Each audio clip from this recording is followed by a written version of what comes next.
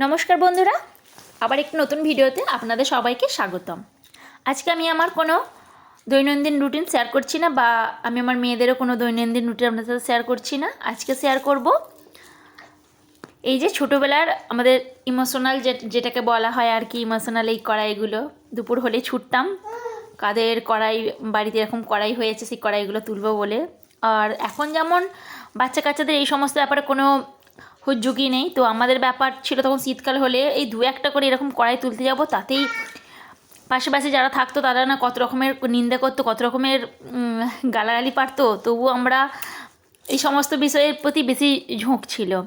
তখন না ছিল এরকম স্মার্টফোন, না আমাদের স্মার্ট জাতীয় কোনো রকম খেলা মানে খেলনা আর এই সমস্ত কিছু।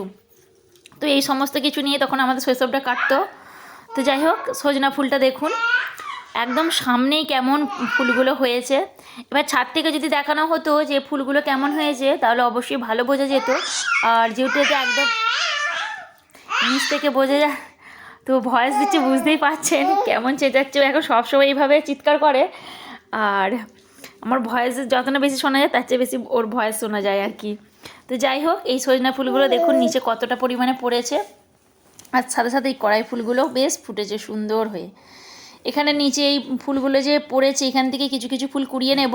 তবে এই প্রত্যেকটা ফুল কিন্তু যে কুড়িয়ে নিচ্ছে এখানটা কিন্তু কোনো রকম নোংরা নেই, কারণ যেহেতু বাড়ির একদম পেছনেই, আর কেউ কোনো রকম পটিও করে যায় না আর কোনো কিছু নোংরাও নেই, তাই আর কি। আর এটা একদম পরিষ্কার, আমরা মাঝে মধ্যে এখানটা একটু পরিষ্কার করে রাখি। এখান থেকে সমস্ত ফুল তুলে নিচ্ছি, এই ফুলগুলোই টাটকা পড়েছে দেখুন, পুরো দেখেই বোঝা যাচ্ছে। ওবেলা আমার শাশুড়ি মা ছিলেন, উনি কিছু ফুল তুলে রেখে গিয়েছিলেন, আর আমি এখানে কিছু তুললাম। তো অনেকটাই বেশ হয়ে গেছে।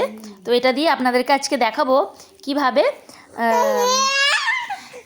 মানে আমি পকোড়া বা বড়া যেটাই বলেন না কেন করি। তো বসন্ত রোগের জন্য এই সজনে ফুল তো খুবই ভালো। সজনে ফুল, সজনে ডাঁটা অবশ্যই অতি উপকারী। এটা যেমন আমাদের রোগ প্রতিরোধ ক্ষমতা বৃদ্ধি করে, তেমনি বসন্ত রোগ থেকে আমাদের একদম দূরে রাখে। তো চলুন এখানে আমি কিভাবে কি করছি সমস্ত কিছু আপনাদেরকে দেখিয়ে দিচ্ছি।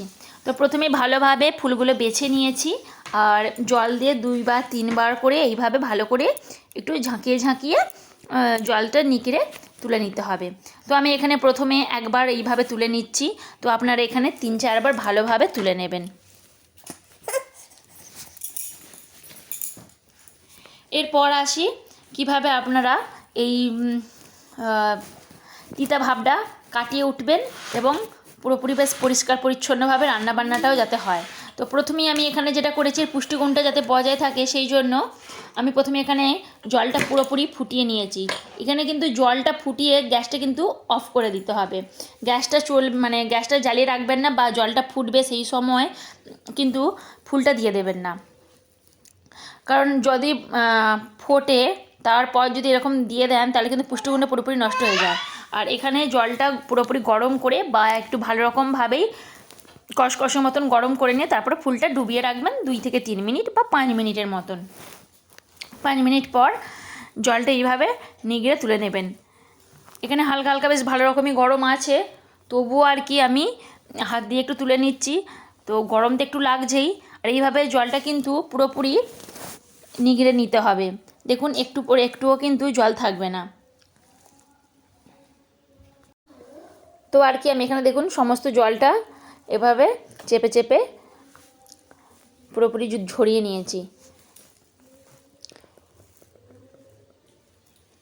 এখানে এই ফুলটার বড়াটা খেতে কিন্তু খুবই সুস্বাদু হয়। তো আপনারা কে কীভাবে করেন আমি জানি না, আমি তো এইভাবেই করি। এবারে একটি পাত্রে এই সমস্ত কিছু নিয়ে নিয়েছি, পেঁয়াজ কুচি আর ধনে পাতা কুচি, কালো জিরে নিয়েছি, আর লঙ্কাটা স্বাদ মতন আপনারা যে যেমনভাবে ঝাল পছন্দ করেন ঠিক সেইভাবে নিতে পারেন। তো আমি প্রথমে এখানে লঙ্কাটা অ্যাড করব না, যেহেতু আমার মেয়ে খাবে, তো লঙ্কা বাদে আমি সমস্ত কিছু উপকরণ এখানে অ্যাড করে দিলাম।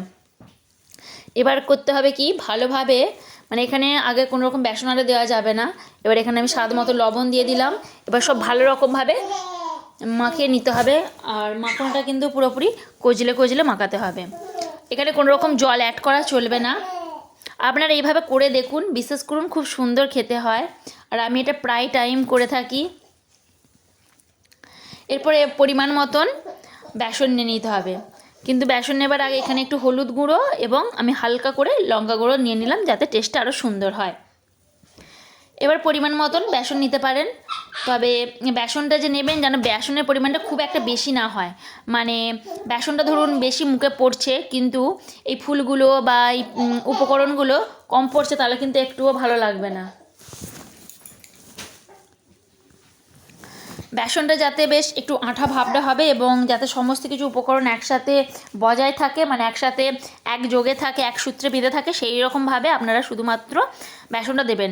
এবং এখানে আমি এক হাতে যেহেতু মাখানোটা দেখাচ্ছি, তো ভালো করে আমি ধরতে পারছি না, ফোনটা রেখে একবার ভালো করে আমি মেখে নেব এবং মেখে এবং 5 মিনিটের মতন বা 5 থেকে 10 মিনিট রেস্ট দেবেন, তাহলে বেশ জিনিসটা আরও সুন্দর হবে। তবে এখানে মাখাটা কিন্তু খুবই গুরুত্বপূর্ণ, মাখাটা কিন্তু খুব ভালোভাবে এখানে মাখতে হবে। একটু মানে মাখা হয়ে গেছে ব্যাস হয়ে গেল বলে কিন্তু তেলে দিয়ে দিলে কোনো মতেই কিন্তু এই জিনিসটা ভালো রকম খেতে হবে না। এখানে ভালো রকমভাবে তেল গরম করে নিয়ে তারপরে প্রত্যেকটি এই বড়া বা পকোড়া আপনারা যাই বলেন না কেন, এটা ছোটো ছোটো করে দিতে হবে। এখানে আমি প্রথমে লঙ্কা তো অ্যাড করলাম না, আর এখানে তেলটা বেশ গরম মতন হয়ে গেছে। এবার এই গরম তেলে এবারে আমি দেখুন এরকম ছোটো ছোটো করে দিয়ে দিচ্ছি। এখানে খুব বড় বড় করে দেওয়ার প্রয়োজন নেই, কারণ বড় বড় করে দিলে ভাগেও কম পড়বে আর ভেতরটা কাঁচাও রয়ে যাবে। তাই আর কি তেলটা খুব ভালো রকমভাবে গরম করে নিয়ে আমি কিন্তু এখানে আস্তে করে দিয়েছি।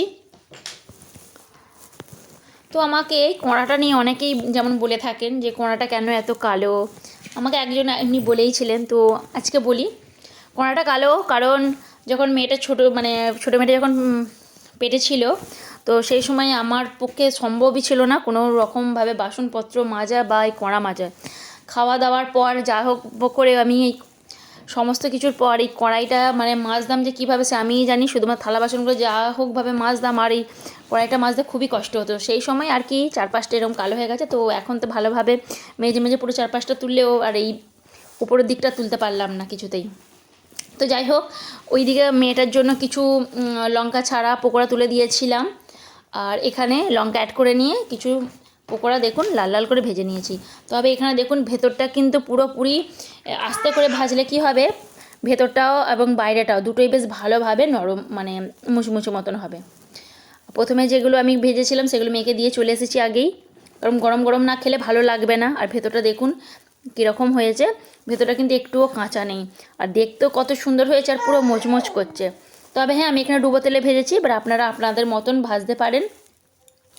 এখানে কিন্তু খুব একটা খারাপ জিনিস খেতে লাগে না, আমার তো এটা খুবই ফেভারিট এবং খুব ভালো লাগে।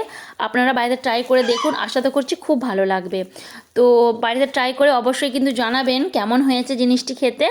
আর আমার মতন করে একবার বানিয়ে থাকেন তো সকলের মতন অভিনবত্ব আছে সকলের রান্নার, তো আমার মতন একবার রিকোয়েস্ট রইল বানিয়ে অবশ্যই আমাকে জানাবেন। এবং যদি নতুন বন্ধু হয়ে থাকেন সাবস্ক্রাইব করে পাশে থাকবেন, ভালো লাগলে একটা লাইক এবং একটা কমেন্ট করবেন। তো ভিডিওটি শেষ পর্যন্ত দেখার জন্য অসংখ্য ধন্যবাদ। এখানে ভিডিওটি শেষ করলাম, ততক্ষণ আবার দেখা হচ্ছে পরবর্তী ভিডিওতে, ততক্ষণের জন্য ধন্যবাদ, ভালো থাকবেন।